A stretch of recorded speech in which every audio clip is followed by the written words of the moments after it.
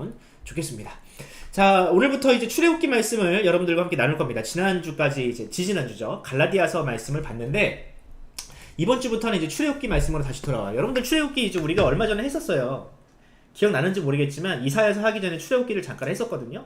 그때 여러분들 뭐 기억나는 내용 있나요? 뭐 6월절 관련된 얘기들도 목사님이 여러분들에게 전해준 적이 있고 아마 기억이 날 겁니다. 중간에 잠깐 쉬었다가 이제 다시 출애굽기 후반부로 들어오는데 시즌 2입니다. 요즘에 이제 드라마들 보면은 시즌 1, 시즌 2 얘기 나오는데 출애굽기 시즌 2예요. 근데 이제 뒷부분은 어떤 내용이 나오느냐? 하나님의 말씀, 특별히 이렇게 언약, 또 이제 율법 이런 내용들이 나와요. 그래서 출애굽기 하면 여러분들이 보통 앞부분만 읽거든. 모세가 막 그 홍해를 막 가르고 막 10가지 재앙이 떨어지고 그 이야기는 우리가 빠삭하게 알아. 그런데 그 뒷부분 이제 시내산에서 10계명을 받고 그 이후로 율법을 듣는 이런 내용들은 여러분들이 거의 설교를 안 들어봤을 겁니다. 설교를 잘 하지도 않고. 그런데 여러분들 이제 21장부터 이어지는 이 율법에 대한 내용이 우리에게 굉장히 중요한 내용들이 많이 있으니까 아마 지금 안 들으면 여러분들이 평생 이 본문을 볼 일이 없을 거야. 설교를 들을 일이 없을 거야. 그러니까 여러분들 잘 귀를 쫑긋 세우고 이 딱딱한 율법의 말씀 속에도 우리가 이런 내용은 좀 어렵다라고 생각하는 내용 속에도 굉장히 은혜로운 하나님의 구원 계획이 숨겨져 있으니까 여러분들 이런 내용들 여러분들 목사님을 통해서 잘 배워가시기 바랍니다. 다 읽을 수 없으니까요. 원래는 출애굽기 21장 1절에서 11절이 한 파트입니다. 한 파트인데 다 읽을 수 없으니까 중요한 부분만 제가 뽑았습니다. 5절에서 6절 그리고 9절에서 11절까지만 한번 보도록 하겠습니다. 같이 시작. 만일 종이 분명히 말하기를 내가 상전과 내 처자를 사랑하니 나가서 자유인이 되지 않겠노라 하면 상전이 그를 데리고 재판장에게로 갈 것이요 또 그를 문이나 문설주 앞으로 데리고 가서 그것에다가 송곳으로 그의 귀를 뚫을 것이라. 그는 종신토록 그 상전을 섬기리라. 9절입니다. 만일 그를 자기 아들에게 주기로 하였으면 그를 딸같이 대우할 것이요 만일 상전이 다른 여자에게 장가들지라도 그 여자의 음식과 의복과 동침하는 것은 끊지 말 것이요 그가 이 세 가지를 시행하지 아니하면 여자는 속전을 내지 않고 거저 나가게 할 것이니라. 아멘. 자, 이 말씀 가지고 오늘 한번 달려보도록 합시다. 오늘은 법입니다. 법. 오늘 다룰 것은 법이에요.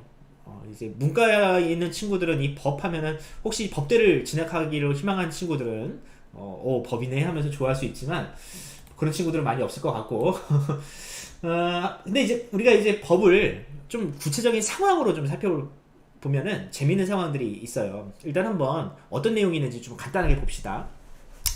남종에 관련된 규례가 나옵니다. 만일 히브리인이 그러니까 정상적인 자유인이에요. 평범한 시민이 종이 되는 일이 가끔 그런 시대에는 흔했습니다. 갑자기 천재지변이 일어나거나 갑자기 기근이 일어나거나 농사가 망하면 먹고 살 일이 없잖아. 살 수가 없잖아. 그래서 스스로 그 자유를 포기하는 일들이 고대사에는 굉장히 흔했어요. 가족을 파는 일, 이런 일들이 있었다고. 근데 우리가 이 출애굽기 말씀을 보면은 이게 21세기 일어나는 일이 아니거든. 이게 지금으로부터 2300년 전의 일입니다. 그러니까 기원전 2300년, 그러니까 4300년 전 전의 일인 거야. 그러니까 정말 고대, 우리가 알고 있는 뭐 구석기 혹은 청동기 이런 시대, 신석기 혹은 청동기 시대에 있었던 일이니까 여러분들 오늘날의 사고방식을 가지고 본문을 바라보지 말고 그때 그 시절을 생각하면 좋아요.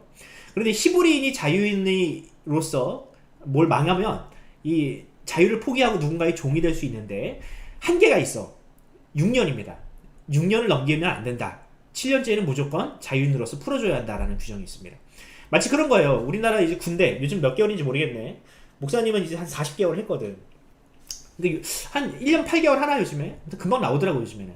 마찬가지로 한계가 있는 거야. 이 노예로서 종으로서 사는 것이 한계가 있는 그런 법이 하나님께서 정해주셨고요.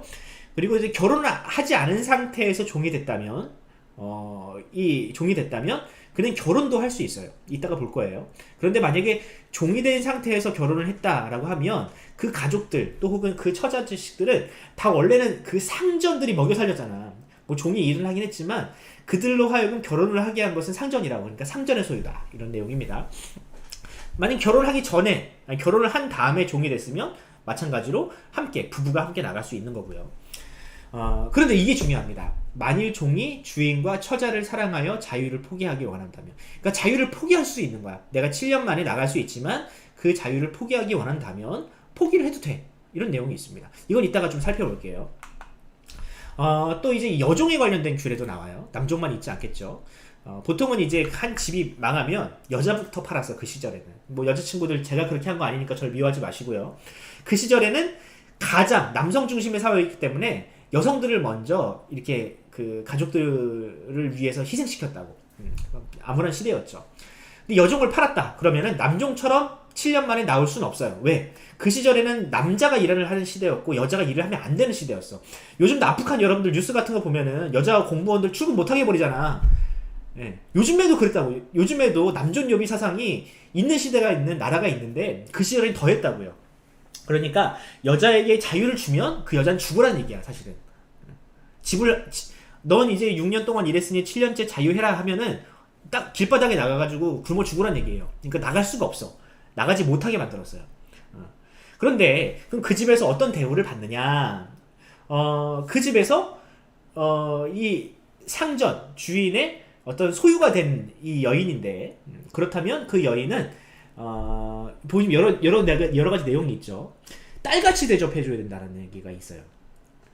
종인데 그 종을 딸같이 혹은 아내처럼 성적인 이 아이도 낳게 해줘야 되고 또 의복과 음식을 또 성적인 책임, 자식을 낳을 수 있는 그런 기회까지도 이 여종에게 허락을 해줘야 된다. 이건 이따가 조금 더 구체적으로 살펴보겠습니다. 그러니까 우리가 생각하는 종의 개념이 좀 아닌 것 같아. 그지? 예.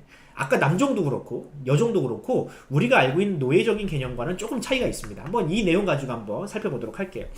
일단은 이 내용을 들어가기 전에 이 본문 출애굽기 21장의 위치 또한 의미를 좀 우리가 좀 아는 것이 중요할 것 같아요. 우리가 알고 있는 이 율법 613가지라 그래. 제가 세보진 않았지만 그렇다고 해요. 그렇다면 이 613가지 중에 이 본문이 가장 먼저 나와요. 가장 첫 번째 법이라고 할 수 있어요. 출애굽기 20장에 10계명이 나오고 그 10계명 다음에 가장 먼저 등장하는 것이 이 법입니다. 이게 어떤 의미를 가질까? 여러분 우리나라 헌법을 여러분들이 다 외우진 못하잖아요. 헌법을 외우는 친구 있어요? 뭐 사법고시를 준비하는 친구들 아니면은 이런 헌법을 외우는 친구들은 없을 거라고. 그런데 우리나라 헌법 제1조 1항 정도는 여러분들이 다 알고 있어. 그죠? 뭐예요? 대한민국은 뭐다? 민주공화국이다. 이거는 여러분들이 다 알고 있을 거야. 1조 2항이 이겁니다. 대한민국의 주권은 국민에게 있고 모든 권력은 국민으로부터 나온다. 여러분 이거 굉장히 중요하죠. 중요합니다. 사실 대한민국은 민주공화국이다 라는 말 안에 모든 법이 함의가 되어 있는 거야. 이 뒤에는 나오는 주권이 국민에게 있고 권력이 국민으로부터 나온다. 이건 민주공화국이 어떤 의미를 가지고 있는지를 해설한 것에 불과합니다. 마찬가지예요. 우리가 알고 있는 성경에 나오는 율법 굉장히 세세하고 뭐 죽여라 뭐 해라 하는 것은요 다 하나님께서 주신 하나의 법에서 파생된 법들이에요. 볼까요? 예수님과 그 율법 교사의 대화 중에서 율법 중에서 최고의 계명이 무엇입니까? 라는 질문이 있었어요. 그 질문에 대해서 예수님은 이렇게 대답하십니다. 하나님 사랑이고 이웃 사랑이다. 하나님 사랑이고 이웃 사랑이다. 사실 이것은 두 개가 아니에요. 하나예요. 하나님 사랑, 이웃 사랑은 하나입니다. 그런데 이 하나님 사랑, 이웃 사랑이 어떤 식으로 파생이 돼요? 10가지 법으로 파생이 되는데 그게 뭐예요? 그게 10계명인 거예요. 하나님 사랑이 1계명부터 4계명까지 너는 다른 신에게 절하지 말아라. 안식일을 거룩하게 지켜라. 이 법 안에 하나님 사랑이 들어있고 그 다음에 내 부모를 공경해라. 살인하지 말아라. 이것이 이웃사랑이라는 계명으로 확대된 거라고요. 이 10가지 계명이. 하나의 계명이 10가지 계명으로 확대됐고요. 그리고 나머지 율법, 613가지의 율법은 이 10계명을 해설 또 확장한 것에 불과해요. 그런데 그 중에서 첫 번째 율법, 이 첫 번째 율법이 어떤 것과 관련되어 있느냐? 종과 관련되어 있는 규정이 나온다는 겁니다. 그러니까 율법은 이웃사랑, 하나님 사랑, 이웃사랑을 파생한 것인데 그것을 실천하는 가장 본질적인, 가장 핵심적인 사역이 뭐냐? 종을 어떤 식으로 대접할 것이냐 또 혹은 대우할 것이냐라는 내용으로 하나님께서 첫 번째 포문을 여신 거예요. 그러니까 가장 중요한 가치가 이 법 안에 담겨 있다는 겁니다. 하나님 말씀, 하나님 사랑, 이웃 사랑의 가장 중요한 가치가 여기에도 들어있다는 겁니다. 자, 그러면 이 법을 받았던 하나님께서 이 십계명과 율법을 주신 이 대상이 누구예요? 이스라엘이에요. 근데 이스라엘은 어떤 사람들입니까? 여러분들 400년 동안 종살이를 하던 사람들이었어요. 다른 나라 애굽에서 400년 동안 종살이를 하면서 그냥 1차원적인 삶, 먹고 자고 싸는 것에만 그냥 평생 그것만 하는 삶에 익숙하던 사람들이었다고요. 노예들이죠, 노예들. 그런데 이런 노예적인 근성이 가장 잘 드러난 출애굽기의 어떤 본문이 있다면 저는 이거라고 생각을 해요. 출애굽기 16장에 보면 그들이 광야에 나와서 먹을 게 없어. 광야에 뭐 먹을 게 있겠니? 그래가지고 이들이 모세와 아론 또 하나님을 원망하는 내용이 나옵니다. 원망할 때 뭐라고 하느냐? 이스라엘 자손 중 온 회중이 그 광야에서 모세와 아론을 원망하여서 이르되 우리가 애굽 땅에서 고기 불가마 곁에 있었던 때와 떡을 배불리 먹었던 때가 차라리 나았다. 우리에게 지금 자유는 있지만 이 자유가 우리에게 밥 먹여주냐? 우리가 차라리 애굽에서 노예 생활을 할 때 배부르고 등 따시던 그 시절이 우리에게 훨씬 더 좋았다라고 모세와 하나님을 원망하는 노예죠, 노예. 여러분 그런 말 알아요? 그 배부른 돼지보다 배고픈 소크라테스가 훨씬 낫다. 존 스튜어트 밀이라는 사람이 했던 말인데 어쨌든 그만큼 자유가 더 중요한데 이 노예 근성에 찌들은 이 이스라엘 백성들은 그 자유의 가치를 전혀 모르고 있었다라는 거예요. 여러분 저는 이것을요 신약적인 관점으로 그러니까 신약의 말로 이런 식으로 표현하고 싶어요. 그들이 법적으로만 자유인이다. 우리가 지지난주에 갈라디아서를 이야기할 때 여러분들에게 칭의라는 이야기를 했어요. 그러니까 하나님께서 우리를 자녀 삼아주시고 의롭다고 이야기해 주셨는데 그냥 법적으로만 그런 거야. 법적으로만.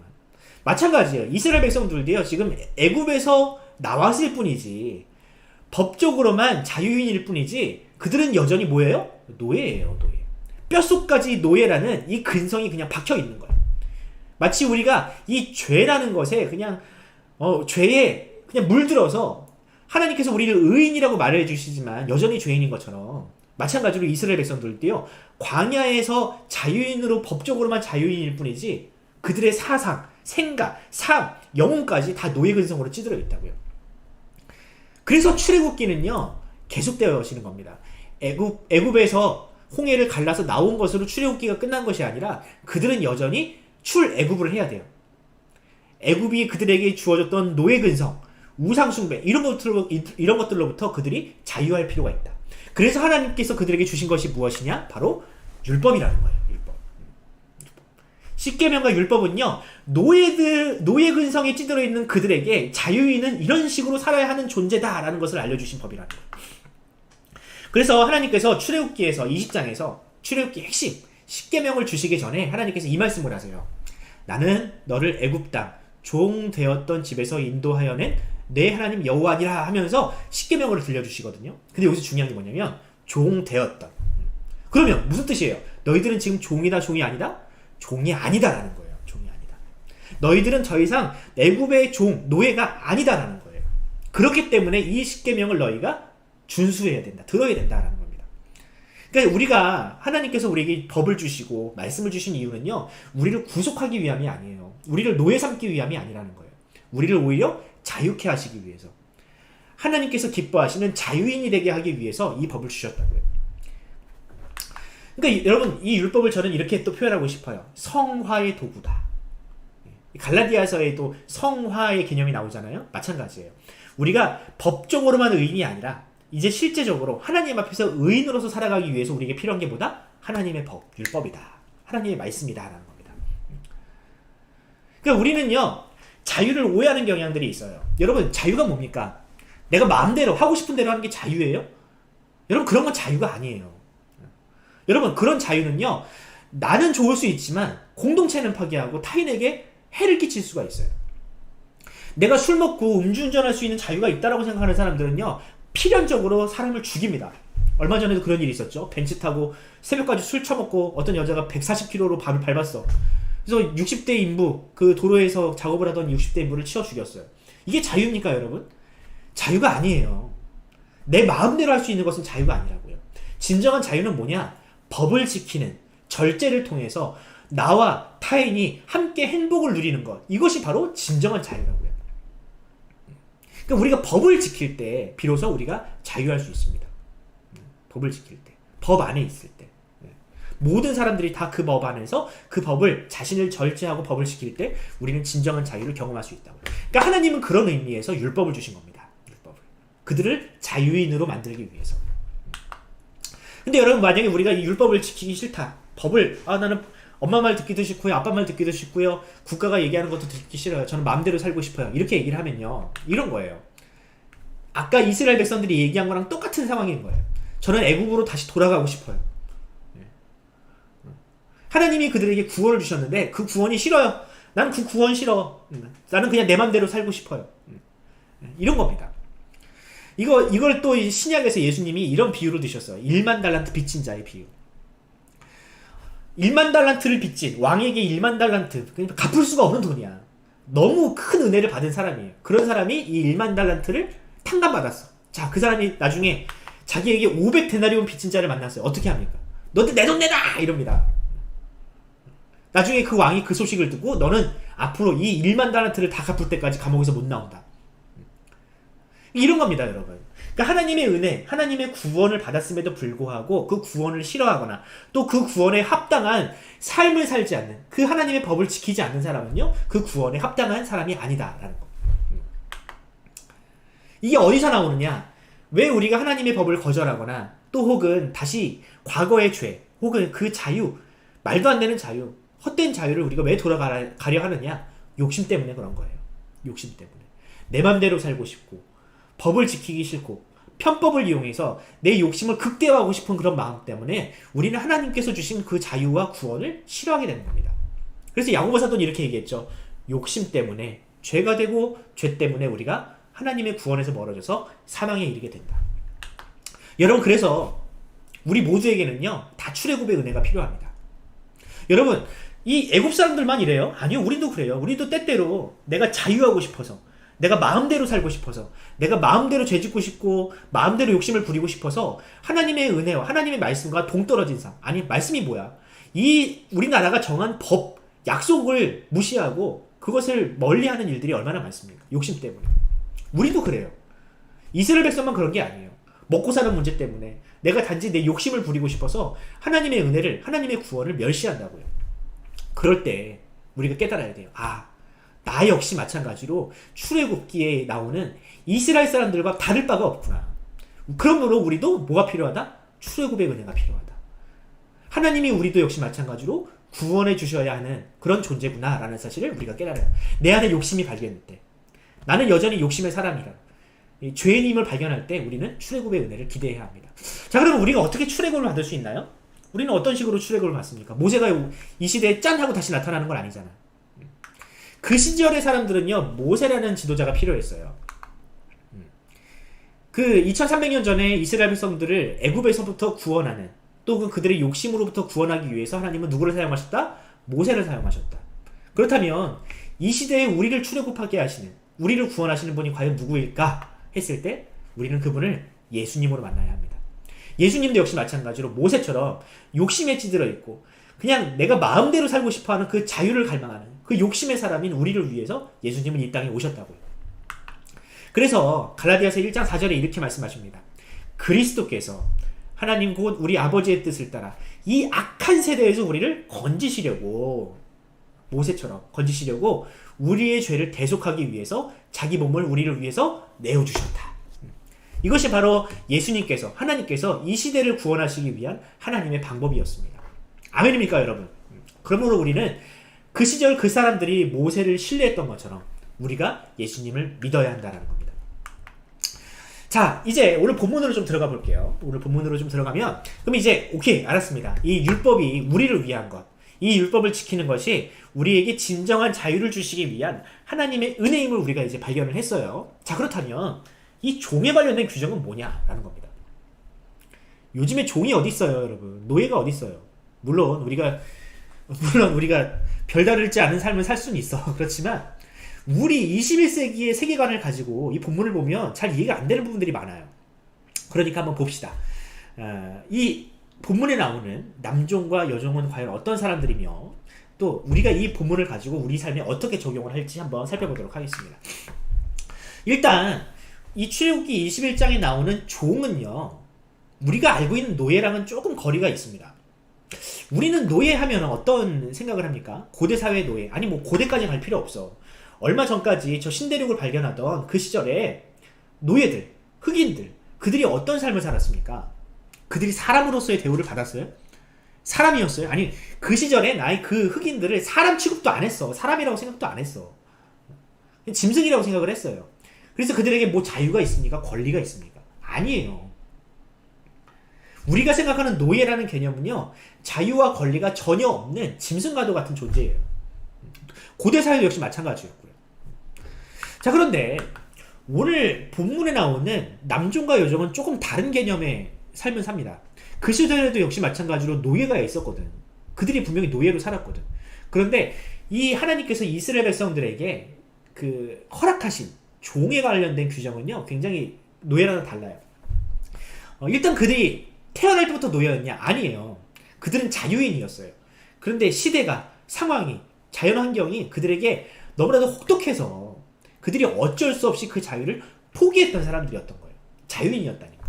그러니까 하나님께서 그들을 대우할 때는 노예로서 대우할 것이 아니라 종이지만 사람으로서 대우해라라는 흔적이 곳곳에 나타납니다. 일단 볼게요. 남종을 봅시다. 그들이 사람의 대우를 받았던 권리가 있었고 자유가 있었던 그 흔적이 뭐냐면 이거예요. 6년만 일하면 7년째에는 자유인이 될 수 있습니다. 이게 중요한 겁니다, 여러분. 그들이 영원히 노예가 아니고 영원히 자유가 없는 것이 아니라 한시적으로 그 자유를 포기한 것일 뿐인 거예요. 이런 권리가 있었어요. 두 번째, 결혼하여 가정을 꾸릴 수 있는 자유가 있었어요. 그러니까 옛날에는요, 주인이 야 너 얘랑 결혼해 이러면 결혼을 하는 시대였다고. 그런데 그게 아니에요. 내가 사랑하는 사람과 결혼을 해서 가정을 꾸릴 수 있는 자유가 있었다고요. 이게 굉장히 중요한 자유 아닙니까, 여러분? 옛날에 우리나라 조선시대만 하더라도 남자와 여자가 자기 마음에 드는 여자랑 배우자랑 결혼할 수 있어요? 아니에요. 집안과 집안이 그냥 맺어줬다고. 자유인도 양반들도 그런 삶을, 그 자유를 못 누리고 살았던 시대예요. 그런데 이 시절에 하나님께서 그 종에게 결혼할 수 있는 자유를 주셨다. 이거 대단한 겁니다, 여러분. 근데 이제 물론 이제 결혼을 해서 처자식을 낳으면 그 처자식은 주인 거예요. 어쩔 수가 없어. 왜? 주인이 다 돈 주고 결혼시켜주고 먹여주고 재워줬으니까 주인은 남는 장사를 해야지. 자, 그런데 중요한 게 있어요. 이제 결혼을 한 상태에서 자유인이 되면 두고 가야 되거든. 두고 가야 돼. 처자식을 두고 가야 돼. 근데 이게 사실 쉬운 일이 아니에요. 그렇게 내 처자식을 포기하고 나 혼자 자유인이 된다는 거, 이거 솔직히 어려운 일입니다. 지금 아프간에서도 뭐 해외로 이제 도피를 시켜주겠다. 그런데 어떤 나라는 그래. 너 혼자 와라. 가족들은 냅두고 와라. 안 가지. 안 가는 사람들 많잖아요. 일본이 그렇게 했다가 지금 아무도 구출하지 못했잖아요. 어쨌든 그런데 이런 선택권이 또 하나 있어요. 그래서 처자식을 너무 사랑하거나 또 여기 또 한 가지의 전제가 있어요.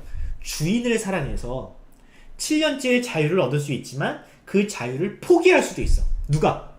이 종이. 그러니까 처자식을 사랑하거나 주인을 사랑해서 자유를 포기할 수 있는 결정권이 누구에게 있었다? 이 종에게 있었다라는 거예요. 여러분, 이게 이 인생의 이 종이 아닌 이유인 겁니다. 종이 이런 결정권을 할 수 있다. 결정을 할 수 있다고. 내 인생을 내가 결정할 수 있는 결정권이 누구에게 있었다? 이 종에게 있었다라는 겁니다. 그러니까 이 사람이 지금 노예예요? 노예가 아니에요. 노예가 아닌 겁니다, 여러분. 노예일 수가 없는 거예요. 이런 자유와 권리가 있는 사람을 누가 노예라고 합니까?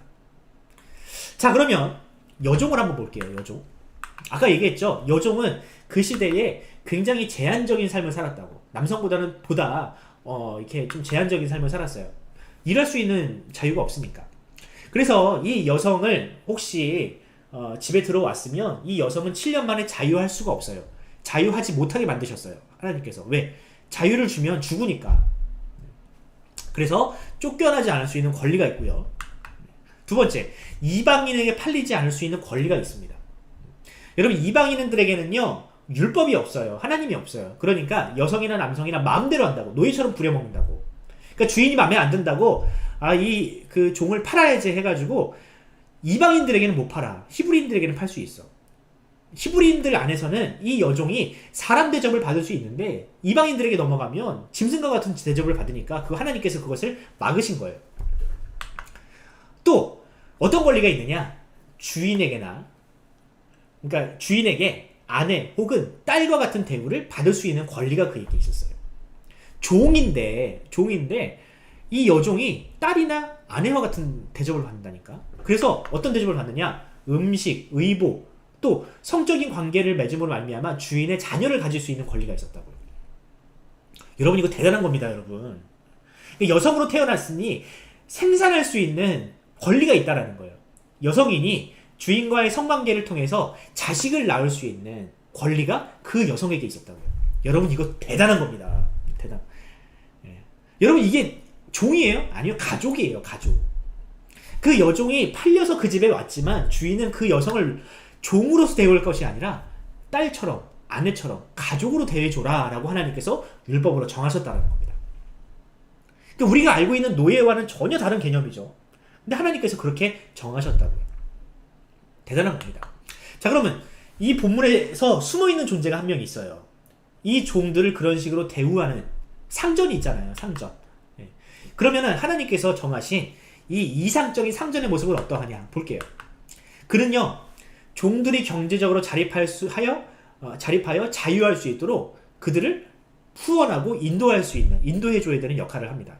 그러니까 6년 동안 열심히 일을 하고 7년째 자유하는데 그 사람이 7년째 자유할 때 진정한 자유인으로서 자립할 수 있도록 이 상전은 도와줘야 되는 존재라는 거예요. 그냥 막 종을 막 학대하고 너는 이제 뭐 평생 우리 집에 노예야 이런 식으로 막 학대하는 존재가 아니라 이 종들이 자유인이 될 수 있도록 도와주는 존재가 되어야 된다.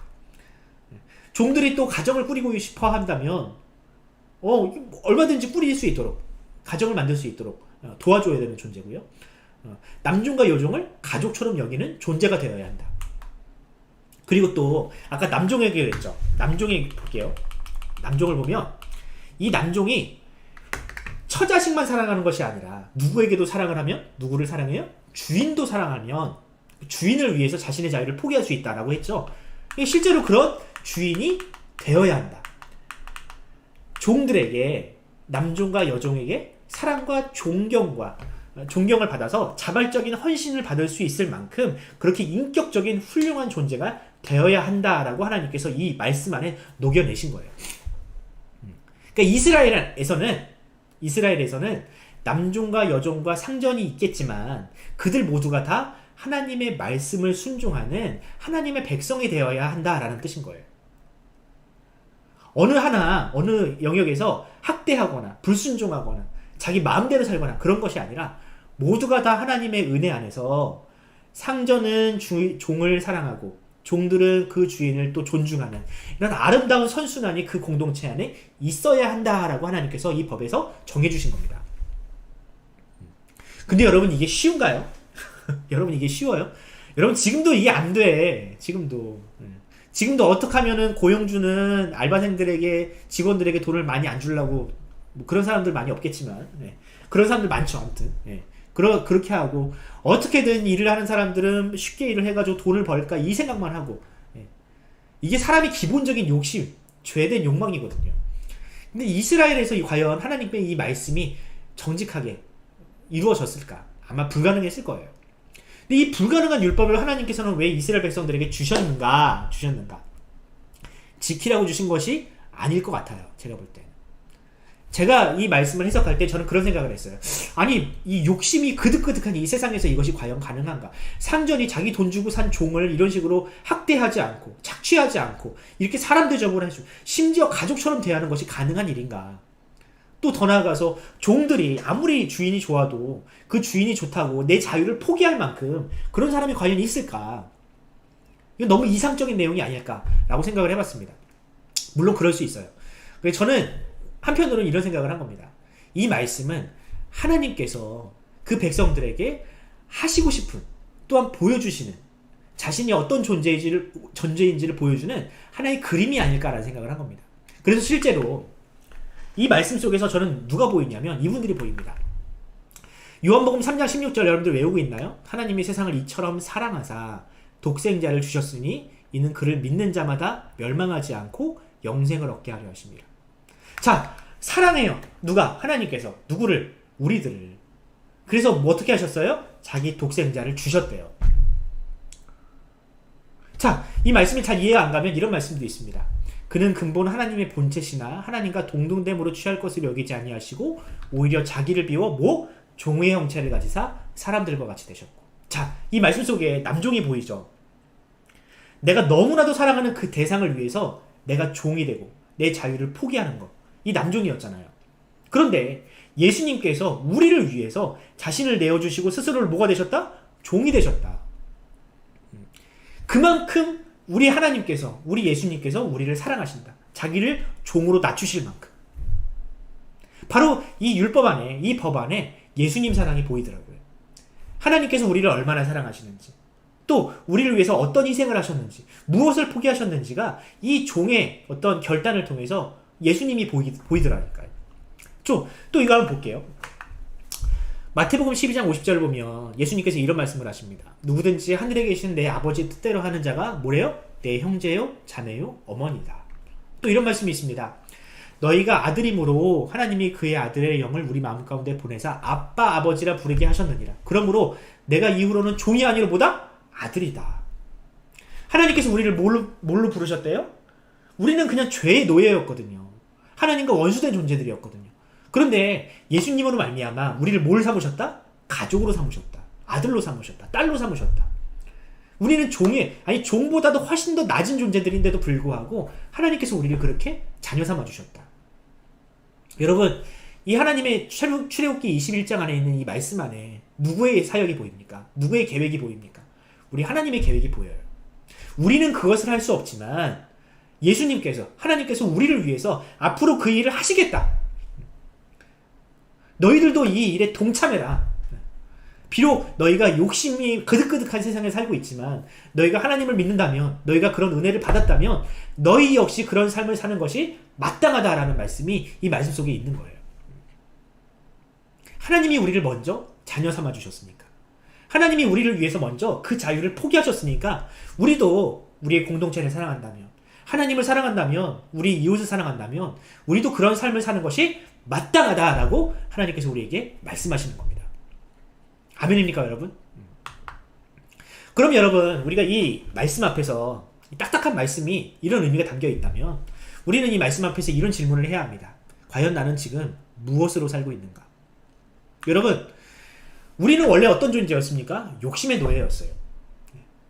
저는 노예였던 적이 없는데요. 아니요, 우리는 무언가의 노예로 살았어요. 돈의 노예, 정욕의 노예, 명예의 노예. 그것이 놓쳐지면, 그것이 없으면 우리는 죽는다. 마치 이스라엘 백성들이 고깃가마 옆에서 떡 구워 먹던 그 시절을 그리워하는 것처럼, 그 시절을 포기하지 못하는 것처럼 우리도 그냥 옛날에 그 화려했던 기억들, 내가 추구하는 그 욕심들, 그것이 다인 줄 알고 살았던 사람들이에요. 그런데 하나님은 우리에게 말씀하세요. 그게 다가 아니라고. 그것을 포기하면, 그것을 내려놓으면 하나님께서 주시는 그 말씀 안에 있는 그 자유를 우리가 발견하면 우리에게 보다 더 아름다운 세상이 열릴 거라고. 여러분, 이 종과 노예, 그러니까 이 종과 그 주인이 만들어내는, 모든 사람들이 다 그런 식으로 자신을 내려놓고 자유를 포기하고 사랑하는 사람들을 위해서 그렇게 헌신적으로 산다면 이 세상이 얼마나 아름다울까요? 하나님은 그런 나라를 우리에게 꿈꾸고 또 그런 나라를, 그 천국을 우리에게 선물로 주시길 원하십니다.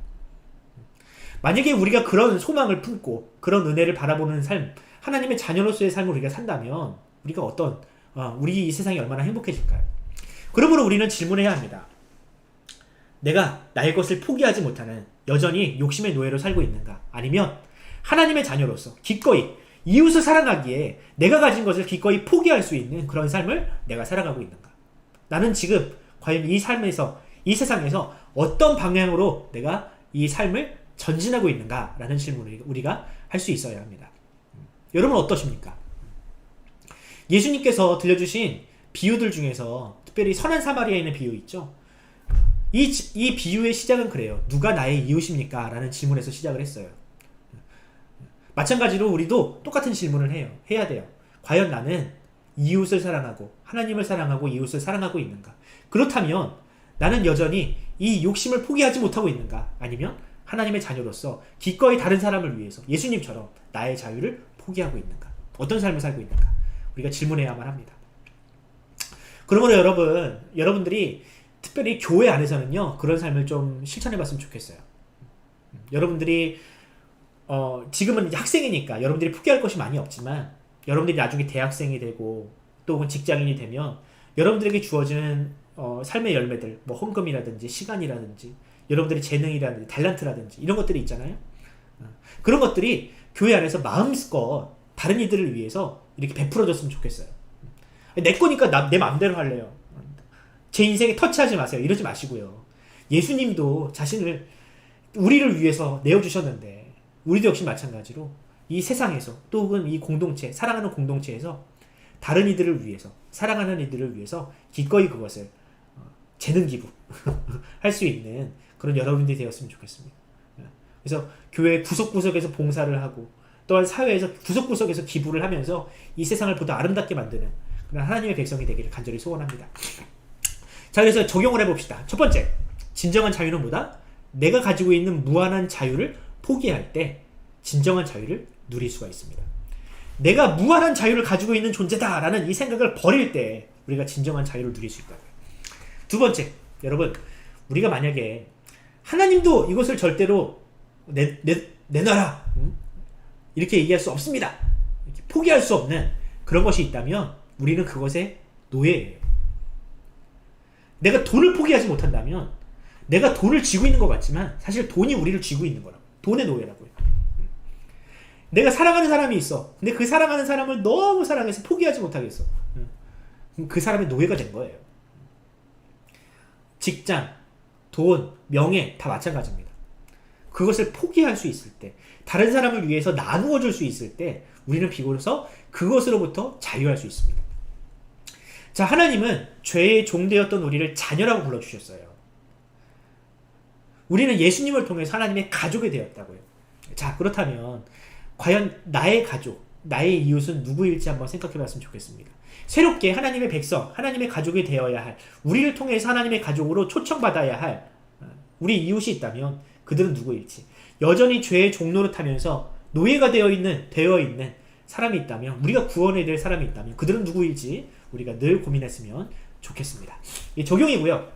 마지막으로 여러분들에게 좀 이 말씀을 쉽게 적용하기 위해서 이 노래를 여러분들에게 하나 소개하고 싶습니다. 이 어른들은 다 알 텐데 김종서라는 가수가 있거든요. 제가 이제 한창 어렸을 때 좋아했던 가수인데 이 가수가 하나 불렀던 노래가 하나 있어요. 제목이 뭐냐면 아름다운 구속이에요. 구속이 뭐야? 자유를 포기하는 거잖아. 그치? 근데 이런 가사가 있어요. 처음이야 내가 드디어 내가 아니야? 너희들이 아니? 모르지? 사랑에 난 빠져버렸어 혼자인 게 좋아 나를 사랑했던 나에게 또 다른 내가 온 거야. 노래를 못 불러서 미안한데 어쨌든 아침이라 그래. 이런 가사를 보세요. 사랑에 빠지니까 어떻게 된대요? 혼자인 게 좋아서 자유를 만끽하던 그 사람이 어떻게 돼? 변해버렸다. 웃는데. 그래서 아름다운 구속이다. 사랑하는 사람이 생기면 내 자유를 기꺼이 포기해서 그 사람을 위해서 살아간다고요. 여러분, 이성을 사랑하는 마음도 이런데 하물며 하나님을 사랑하는 마음은 얼마나 더 크겠습니까? 하나님을 사랑하고 이웃을 사랑하면 내가 가지고 있는 자유, 내가 가지고 있는 소유를 기꺼이 나눠 주어도 전혀 아깝지 않다고요. 이렇게 변화가 된다고요, 여러분. 이게 자연스러운 겁니다, 여러분. 네. 미련한 게 아니고요. 이게 오히려 자연스러운 거라고요. 여러분들도 그런 사랑을 하기 바랍니다. 기꺼이 누군가를 위해서 나를 포기할 수 있는 그 기쁨, 자유, 그 맛을 여러분들이 봤으면 좋겠어요. 여러분 놀랍지 않나요? 이 율법, 딱딱한 이 율법 안에 이런 메시지가 숨겨 있다라는 사실이, 하나님께서 우리를 위해서 하신 사랑, 그 은혜가 이 말씀 속에 숨겨져 있습니다. 그러니까 여러분 앞으로 이 출애굽기를 또 당분간 볼 텐데, 출애굽기 딱딱하고 힘들고 귀찮은 말씀 생각하지 마시고요. 하나님께서 우리를 이만큼 사랑하시는구나. 예수님께서 율법을 완성하셨다고 하는데 이런 의미로 예수님께서 이 율법을 완성하셨구나 라고 여러분들이 깨닫는 시간이 되었으면 좋겠습니다. 아멘. 네, 이 시간 하나님